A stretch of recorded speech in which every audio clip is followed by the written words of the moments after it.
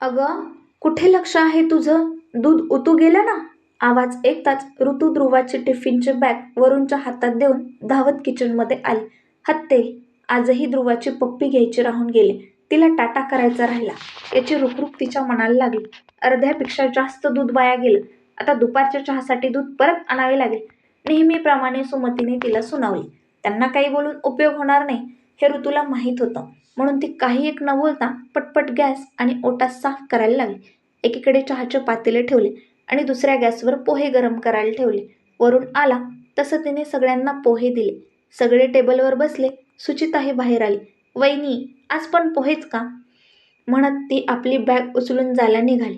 तिच्या बॅगचा कोपरा लागून प्लेटमधील पोहा टेबलवर पसरला. अगं, हळू ग बाई, आणि हे काय, नाश्ता न करता निघाली? आई, तुला तर माहीत आहे मला पोहे आवडत नाही. बरं जा, कॉलेजमध्ये समोसा वगैरे खाऊन घेशील, सुमतीबाई म्हणाल्या तशी ती बाहेर पडली. नाश्ता झाल्यावर सगळे समोरच्या खोलीत गेले. तिने सगळ्या प्लेट्स बाहेर नेऊन ठेवल्या. टेबलवर सांडलेले पोहे साफ केले. इतक्यात स्वयंपाकाला रेखाबाई आल्या. त्यांना जेवणात काय बनवायचे ते सांगून ती आपली तयारी करायला गेली. ती सकाळी 9:30 वाजता निघत असे. ध्रुवाची बस सकाळी 7:45 वाजता येईल. तिच्यासाठी रोज टिफिन करावा लागत असे. म्हणून ती सोबतच सगळ्यांसाठी नाश्ता बनवत असे. कारण सकाळी 7 वाजता यायला रेखाबाईंना जमायचं नाही. त्या 8, सव्वा 8 वाजताच्या सुमारास यायच्या. ऋतू ही आर्किटेक्ट होती. लग्नाच्या अगोदर ती एका कन्स्ट्रक्शन कंपनीत कामाला होती. पण ध्रुवाच्या जन्माच्या नंतर घरच्यांनी आम्हाला ध्रुवाला सांभाळणे जमणार नाही असे म्हणून मग तिचे नोकरी सोडली आणि घरूनच काम करू लागली. सुरुवातीला तर चहा, नाश्ता, स्वयंपाक सगळं तीच बनवायची. तू घरीच तर असते, मग कशाला कामाला बाई लावायची, असं साधं गणित सुमतीने मांडलं होतं. सोबतच मला जास्त वेळ उभं राहून काम करता येत नाही हे सांगून कामातून आपली मान हळूच सोडून घेतली. घरून काम करत असली तरी टार्गेट असायचे. वेळेत काम पूर्ण करावं लागायचे. नाश्ता, स्वयंपाक आणि सगळ्यांच्या आवडीनिवडी सांभाळताना तिला नाकी नऊ यायची. शेवटी रेखाबाईंना स्वयंपाकासाठी ठेवले. सुमतीने सुरुवातीला कुरकुर केली, पण ऋतूने लक्ष दिले नाही. जेव्हा ध्रुवा 3रीत गेली तेव्हा तिने परत नोकरीला जाणे सुरू केले. अलीकडे तिची फार दमछाक व्हायची, कारण रात्री उशिरापर्यंत ती ऑफिसचे काम करत बसायची. त्यामुळे सकाळी लवकर उठून नाश्ता, ध्रुवाची तयारी करताना तिला दमल्यासारखं होईल. मग ऑफिसला जाऊन तिथे काम. सायंकाळी ती 5:30 पर्यंत घरी येऊन जायची. ती आल्यावर चहा बनवायची. चहा घेतल्याबरोबर सुमती आणि प्रभात दोघे फिरायला जात. ऋतूला वाटायचे ध्रुवाला घेऊन बागेत फिरायला जायचे, पण वरून सायंकाळी 6:30च्या सुमारास येईल. मग त्याच्यासोबत चहा घेत असतानाच रेखाबाई स्वयंपाकाला येत. अलीकडे ऋतूची चिडचिड व्हायला लागली होती. ना तिला ध्रुवासोबत वेळ घालवायला मिळत होता, ना वरून सोबत. घरातही काहीही चुकले तर सुमती सगळं खापर तिच्यावरच फोडायच्या. आता सकाळचीच गोष्ट, ती ध्रुवाचा टिफिन द्यायला गेली तर किचनमध्ये दूध उतू गेलं. अशा वेळी सुमतीने थोडं लक्ष देणं गरजेचं होतं. पण तसं न करता ऋतूलाच त्या नको नको ते बोलल्या. तेच मुलगी सुचिताच्या धक्क्याने टेबलवर पोहे पडले तरी तिला शब्दाने हटकले नाही. नेहमी मुलीची चूक असेल तर तिला वेंदळी म्हणून हसून सोडून द्यायचं, आणि सुनेच्या हातून साधा चहा झलकला तर तिला बोल लावायचे. हा कुठला न्याय? तिचं डोकं भणभण करायचं. दुपारी लंचमध्ये तिला विमनस्क अवस्थेत बघून मिताने तिला विचारलेच, काय ग, काय झाले? काही दिवसांपासून बघते आहे, तू त्रासलेली दिसते आहेस.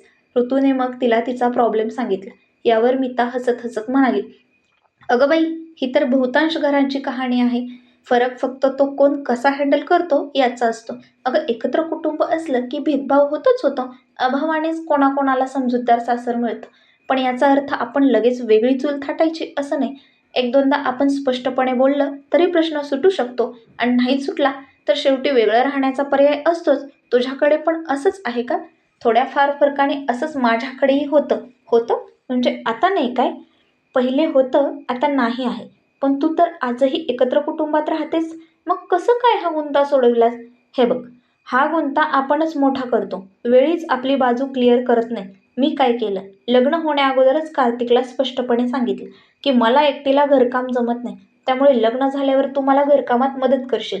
मग काय, सुरुवातीला घरचे मला कोणी मदत करायला आले नाही, पण कार्तिकला मी कामाची अर्धी जबाबदारी दिली असल्याने त्याला कामाचा आवाका समजला, आणि मग त्याने कामाची विभागणी करून घरच्या प्रत्येकावर कामं सोपवले. हळूहळू मदतनीस ठेवल्या आणि कामं अजून हलकी झाली. आज एकमेकांशी बोलायला, कुठे जवळ फिरायला जायला सगळ्यांजवळ वेळ असतो. प्रश्न तर समोर आ वासून उभे राहतीलच, पण या प्रश्नांना कसे हाताळावे हे आपल्याला जमले पाहिजे. मनातल्या मनात कुडत बसलीस ना तर तुझीच प्रकृती खराब होईल. समजले का? हो समजले. बघते मीही प्रयत्न करून.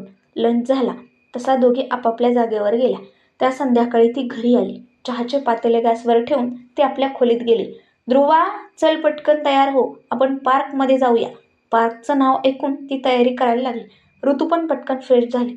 ती किचनमध्ये आली. ध्रुवाला दूध प्यायला दिलं आणि स्वतःसाठी कपात चहा ओतून ती पण प्यायली आणि बाहेर आली. चहा झाला का गं? सुमतीने विचारले. हो आई, झालाय. तुम्ही घ्या. मी जरा ध्रुवाला पार्कमध्ये फिरायला घेऊन जाते आहे. म्हणून ती बाहेर पडली. सुमती बघतच राहिली. दुसऱ्या दिवशी ती सकाळी जाणून उशिरा उठली. वरून, उठा लवकर, आज उशीर झाला मला उठायला. मी पटकन नाश्त्याचं बघते, तुम्ही ध्रुवाची तयारी करून द्या. वरून पटकन उठला आणि ध्रुवाला आवाज देत बाथरूममध्ये गेला. ऋतू किचनमध्ये गेली. ध्रुवाच्या टिफिनवर देण्यासाठी इडली पात्रात इडल्या लावल्या आणि सांबारसाठी डाळ कुकरमध्ये टाकली आणि खोबऱ्याची चटणी बनवायला घेतली. इडली सांबार थंड करून तिने ध्रुवाचा टिफिन भरला. आज ध्रुवाची तयारी करून वरून करत असल्यामुळे तिची धावपळ कमी होती. ध्रुवा तयारी करून आली तशी तिलाही इडली खाऊ घातली. जाताना तिची पप्पी घेतली. वरून तिला घेऊन गेला. वर तिने चहा मांडला. इडली पात्रात परत इडल्या लावल्या. आई, तिने सुमतीला आवाज दिला. काय गं? बाहेर अंगणात बसलेल्या सुमतीने विचारले.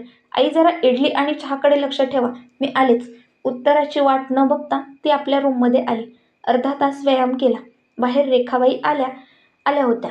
सुमतीने तिला कशाची भाजी बनवायची ते सांगताना तिने ऐकले आणि तिच्या चेहऱ्यावर हसू तरळले. व्यायाम झाल्यावर ती बाहेर आली. सुमती काही बोलणार त्या अगोदरच तिने विचारले. इडल्या झाल्या का आई? हो, आणि तू आली नाहीस म्हणून आम्ही नाश्ता करून टाकला. तेवढ्यात सुचिता आली. वहिनी, आज नाश्त्यामध्ये काय आहे? इडली सांबार आहे. तू घे, मी आंघोळीला जाते आहे. म्हणून ती रूममध्ये निघून गेली. ती आश्चर्याने बघतच राहिली. आई, मला प्लेटमध्ये दे ना गं, तिने आईला म्हटले. सुमतीने जरा नाराजीनेच वाढून दिली.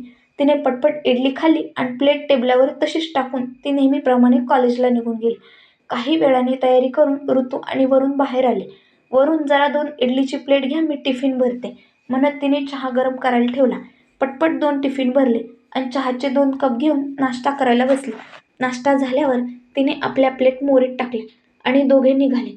हे काय, तू डायनिंग टेबल स्वच्छ केला नाहीस? बाहेर निघालेल्या ऋतूला सुमतीने टोकले. आई, मला उशीर होतोय, तुम्हीच करून घ्या प्लीज, म्हणून ती बाहेर पडली. ऋतूने आठवडाभर असाच प्रकार सुरू ठेवला. रविवारी सकाळी ती सुचिताला म्हणाली. सुचिता, आज जरा तू नाश्ता बनवतेस का? मला बरं नाही वाटत आहे. वहिनी, मी नाही नाश्ता बनवत. रेखा मावशी आल्यावर त्यांनाच सांग. तिने पटकन नकार दिला. अगं, तिला नाही जमणार, तिला अभ्यास आहे. आई, आज अभ्यास आहे, उद्याला नोकरी करेल. लग्न झाल्यावर नोकरी आणि घर दोन्ही पण सांभाळावे लागेल. आणि तुमच्यासारख्या सासूबाई तिला मिळाल्या तर मग माझ्यासारखी रोज बोलणी खाईल ना, तिने म्हटले आणि घरात शांतता पसरली. ही कथाला तुम्हाला कशी वाटली कमेंटमध्ये सांगा आणि हो, सबस्क्राईब करा.